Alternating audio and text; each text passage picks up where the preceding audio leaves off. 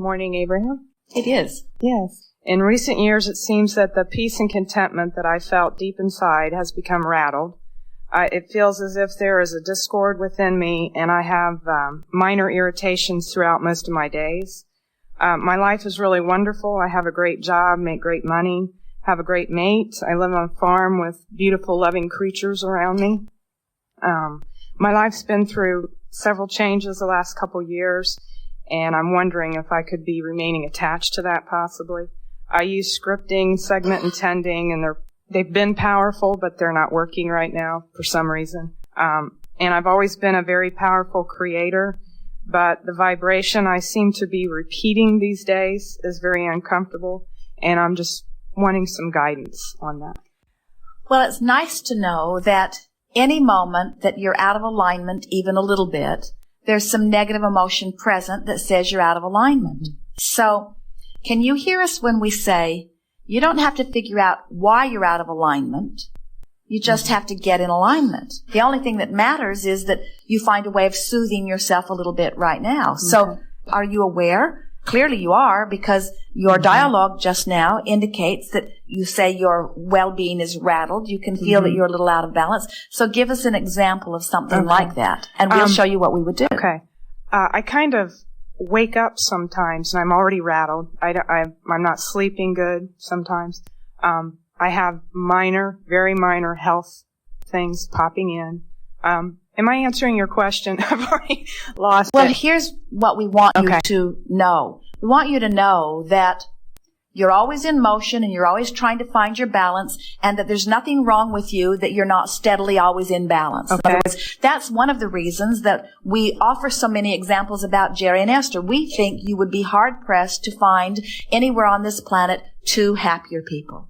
We think you would be hard-pressed anywhere on this planet to find two healthier people, or two people that are having more fun, or two people that are having more success, or two people that are having a better life, or two people that are having a better adventure. But we offer endless stories about their imbalance as they bring themselves back into balance, because we want you to understand that it's always what you're about. In other words, you don't want to protect yourself so much that you don't allow yourself to think thoughts, but you don't want to think so many thoughts that you get yourself all out of balance. So it's a matter of choosing thoughts and come into alignment, and choosing thoughts and coming into alignment. So we can feel from the premise that you're offering here that you are approaching this like many people do. It's like there's something wrong and I need to solve it. And what we're trying to get across to you is that there's nothing wrong, but you are always wanting to bring yourself as close into alignment as you can. Not only because it will more positively affect your future manifestations, but because it causes you to feel better now. Right. So we want you, all of you, to begin recognizing that solving a problem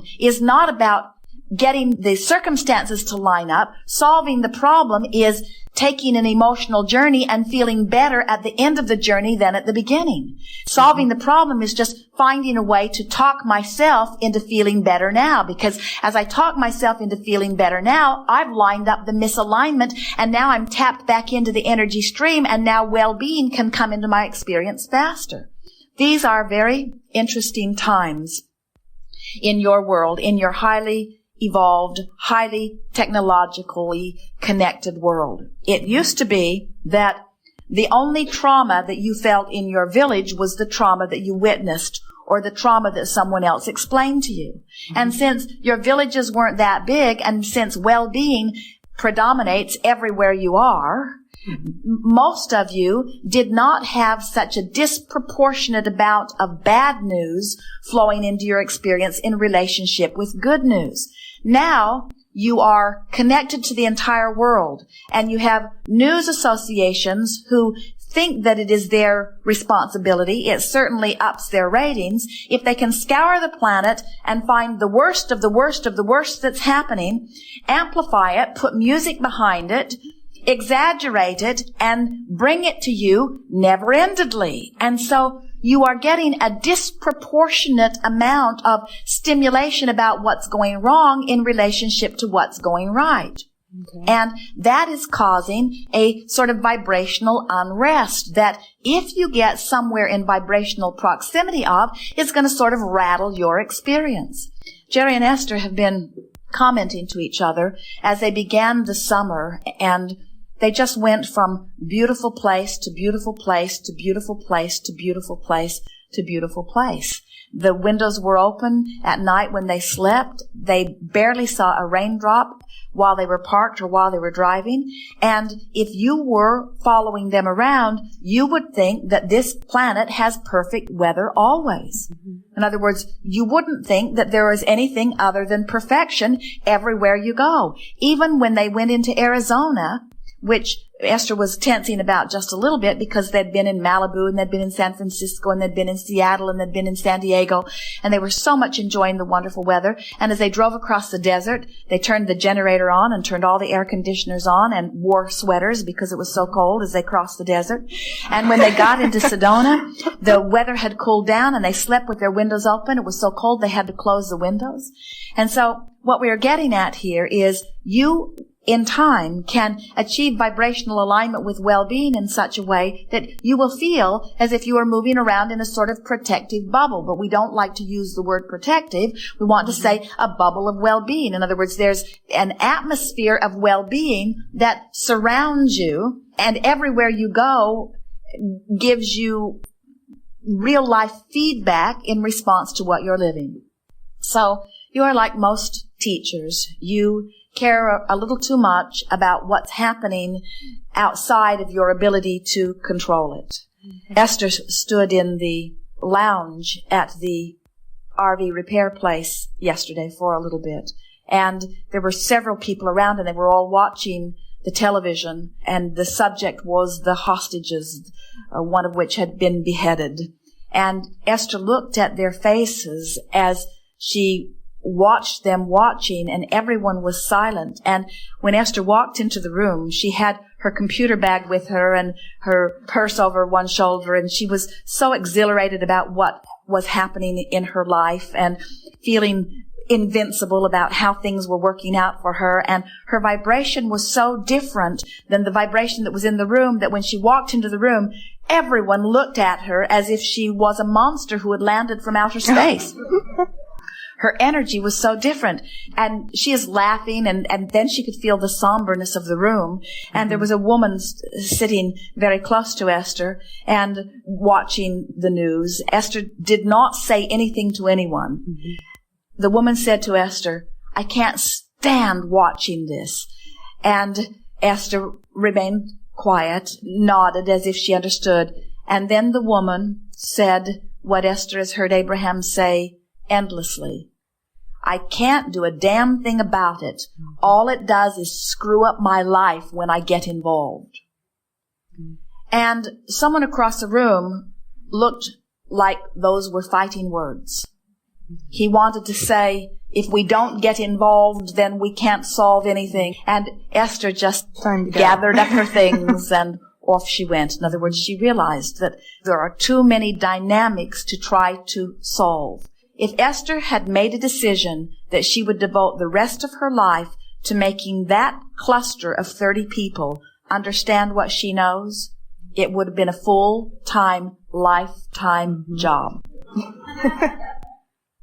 And instead, she just loved them and acknowledged that they will create their own reality, and that whatever they need, the next step will come to them, and that it's not her job to save them, and that they don't need saved, and that they are making their lives work in the way they are making their lives work. And she is making her life work in the way she is making her life work.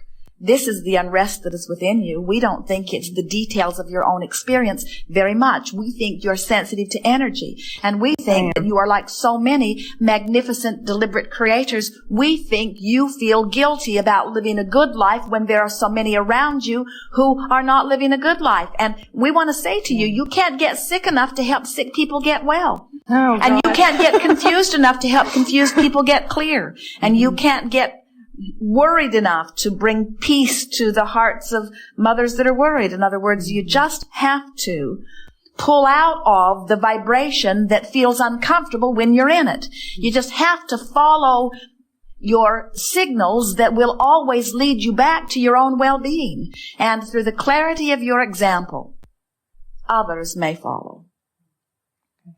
We don't feel anything disruptive in your vibration. We just feel a sloppy willingness to observe things that are none of your business.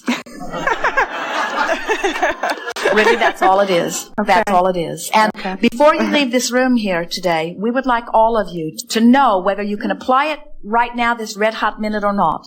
We want you to leave here knowing that you can massage yourself into a place of feeling better about anything every time. And as you begin practicing, in other words, practice with each other. When you find yourself talking about things that bother you, it's interesting to watch where your thresholds are. Esther sort of enjoys watching some of the CNN. She likes some of the political commentary. She likes to think about those things. But she drew the line when something tragic happened to the children in Russia. She could not bear to watch any part of that news. And it was an interesting thing because it crossed the line with her. In other words, it took her in too painful of a place. And we say, we would like all of you to move that sensitive line into a much higher place. We would like you to reach the place that you're not willing to listen to people criticize one another. We would like you to reach the place where you take no satisfaction from somebody being wrong, which makes you feel that you're more right. We want you to get so sensitive that it matters to you so much that you feel good, that you are only willing to think positive things about people, that you are only willing to look for their positive aspects, that you are only willing to look for solutions, that you're not willing to beat the drum of all of the problems.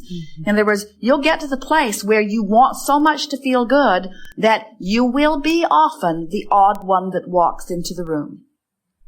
The odd one that walks into the room. And so we think what happens is so many of you have been seeking approval from those that are in the room for so long and not wanting to be the odd one that was in the room, that you were willing to adjust your vibration from wherever you were to match whatever was going on. And then you're all in that same confused place where you can't help each other, you see. And fortunately, there are always those who remain connected to Source, who can offer an example of clarity. You have your own inner guidance that will take you there. So, from now on, rather than say, there are these things that are bothering me and my life is feeling a little rattled, you want to offer more soothing words. I'm really doing very well. My life is really going very well. Most everything is working very well. In other words, soothe yourself, soothe yourself, soothe yourself, soothe yourself, soothe yourself, soothe yourself, soothe yourself into alignment. You can do it. And when you do, it will show in every way. You'll radiate health. You'll radiate prosperity. You'll radiate clarity. In other words, you just can't thrive without it being obvious. And you can't feel good without thriving. And you can't feel bad and thrive. In other words, you've got to decide where that line is. You've got to decide how much grief you're willing to endure. Oh, I was willing to watch CNN until they started chopping off heads, and then I turned off the television. And we say, well, that's a good thing. Wonderful to come together with those like you who are coming more and more in every day to understand who you are. We really make far too much of this. It's appropriate that you want to feel good, and it's normal that you do feel good, but it isn't wrong when you don't feel good. Just continue to want to feel good, and let that be your dominant quest. And don't try to compare how good you feel with how good anybody else feels. Let how good you feel be only important as it relates to how good you have felt. We want you to know that the releasing of resistance is the finding of relief, and that it is possible to find relief in every emotion. There is relief in anger from that feeling of despair, and there is relief in frustration from anger, and there is relief in hoping from doubting, and there is relief in knowing from believing. There is relief in joy and passion and ecstasy, and we want you to know that you will never achieve a state of emotion from which there is not more potential relief. There is no limit to how good we can become or how good we can feel. So just keep reaching for what feels good, and don't compare yourself to how good anybody else feels. And don't try to guide yourself from the outside in. Instead, make a determination that you're going to start guiding yourself from the inside out. And most of all, lighten up and be easy about it. We want you to approach this life in exactly the way you intended as you came forth. It's a creative vacation in which you intended to have a really good time. It's not an assigned project where you are supposed to do something.